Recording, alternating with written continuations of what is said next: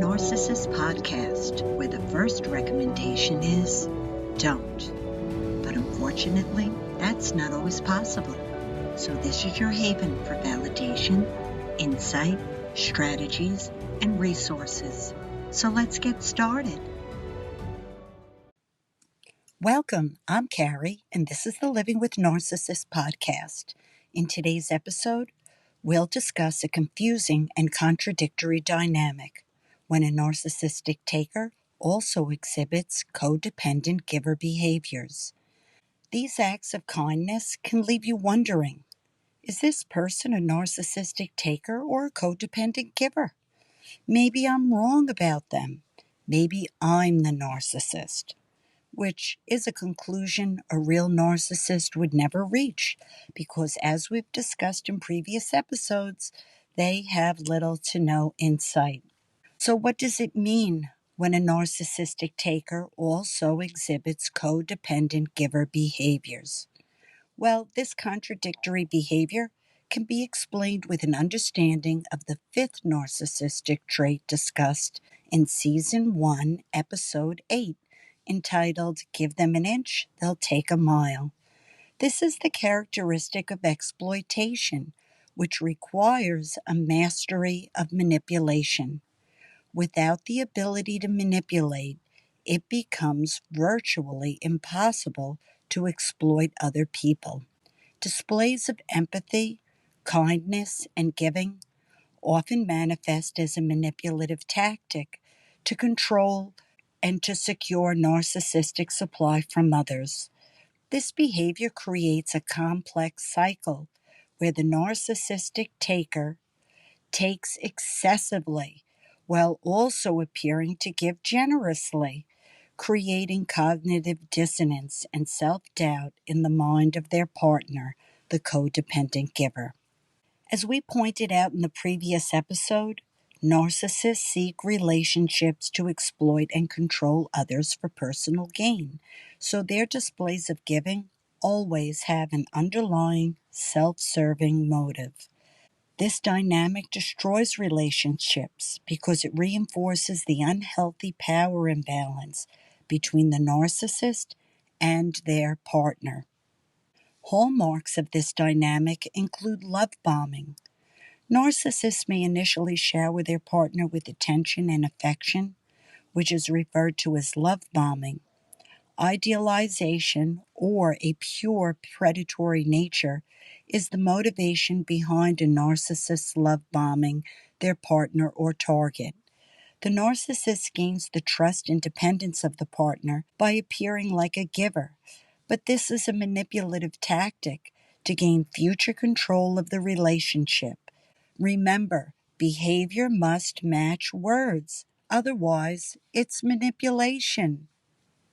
Another hallmark is conditional giving.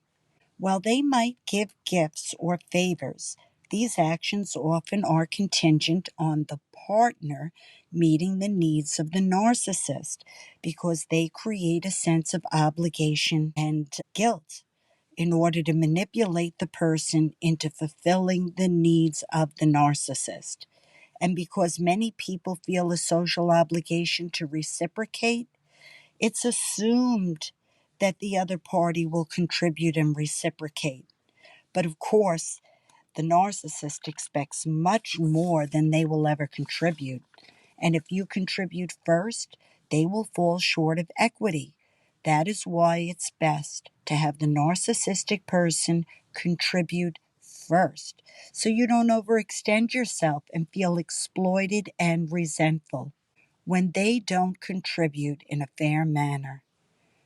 For example, if you're splitting the cost of a gift, make them pay first. So if they don't pay, you have the option of not including them because they didn't chip in before the gift was given, or only participate if they buy the gift and you pay them back.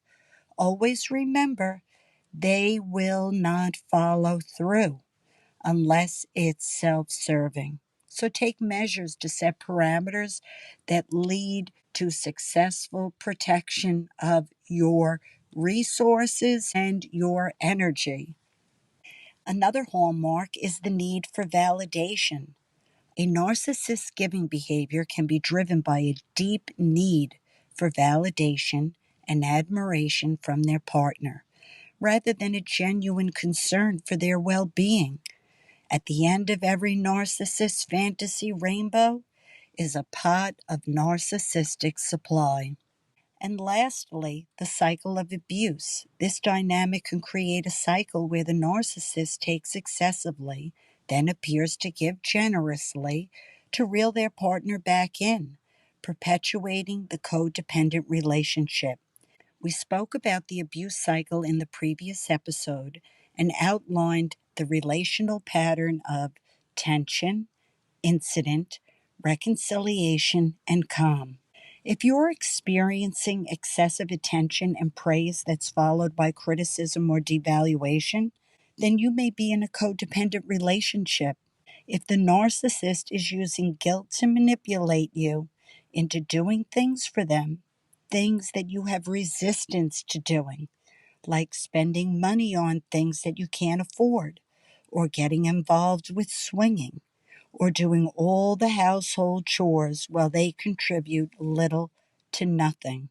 If the narcissist plays the victim, presenting themselves as the one who needs constant care and support, with the expectation that you will keep excessive focus on them and their desires instead of a more balanced approach. In order to protect yourself from the narcissist's manipulation, it is vital that you establish clear boundaries and prioritize your own needs, because they will not stop themselves from exploiting you. So it's up to you to draw the line. I could say from personal experience, I've spent a lot of pointless hours arguing with the narcissists in my life regarding their toxic behaviors, trying to get them to see the light and change their behavior. And to no surprise, it resolved very little. Once I built up the courage to set boundaries and hold them, my situation started to improve. Understanding, setting, and holding boundaries is a critical part of healing work. If you're experiencing this dynamic in a relationship, it can be helpful to talk to a professional therapist. In addition to educating yourself, a therapist can help provide insight and a better understanding of yourself, so you can see the dynamics of your codependent relationship and develop healthy coping mechanisms, not only for dealing with the challenging relationships, but for your overall mental health, so you can find peace. If you like my content, please choose to follow, subscribe, or provide a rating so I can share this information with more people and you don't miss out on future episodes. If you'd like to send me comments or questions, you can do that through the comments link on the Spotify app. I hope to hear from you. Thank you for joining me. I hope this information is helpful. I look forward to sharing more in the future. Have a wonderfully peaceful day. Till next time.